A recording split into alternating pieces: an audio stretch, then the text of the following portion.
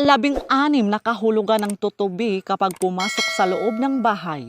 Una, kapag pumasok ang brown na tutubi sa loob ng iyong bahay, ito ay tanda na may paparating na swerte, pera at kayamanan sa iyong buhay. Pangalawa, kapag pumasok ang green na tutubi sa loob ng iyong bahay, ito ay nagpapahiwatig na magkakatotoo ang iyong mga pangarap sa buhay.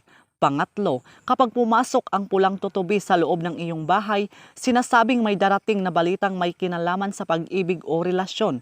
Pang-apat, kapag itim na tutubi ang pumasok sa loob ng iyong bahay, ito raw ay babala na maging maingat sa mga desisyon sa buhay. Panglima, kapag asol na tutubi ang pumasok sa loob ng iyong bahay, tanda ito ng kapayapaan at malinaw na isipan sa pamilya. Pang-anim, kapag dilaw na tutubi ang pumasok sa loob ng iyong bahay, sinasabing may paparating na tagumpay sa trabaho o pag-aaral. Pang-pito, kapag paikot-ikot ang lipad ng tutubi sa loob ng bahay, ibig sabihin ay may bisitang darating. Pang-walo, kapag dumapo ang tutubi sa isang bagay sa bahay, sinasabing may mensaheng mabuti na paparating. Pang-siyam, kapag biglang pumasok at mabilis lumabas ang tutubi sa loob ng iyong bahay, tanda ito ng mabilis na pagbabago sa buhay.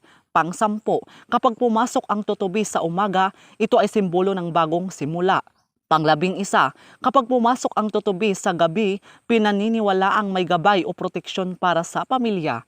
Pang-12, kapag higit sa isang tutubi ang pumasok sa loob ng iyong bahay, sinasabing dadami ang biyaya at swerte. Pang-13, kapag pumasok ang tutubi habang may iniisip kang problema, tanda raw ito na malulutas ang iyong alalahanin. Pang-14, kapag pumasok ang tutubi sa silid tulugan, sinasabing may katahimikan at magandang panaginip.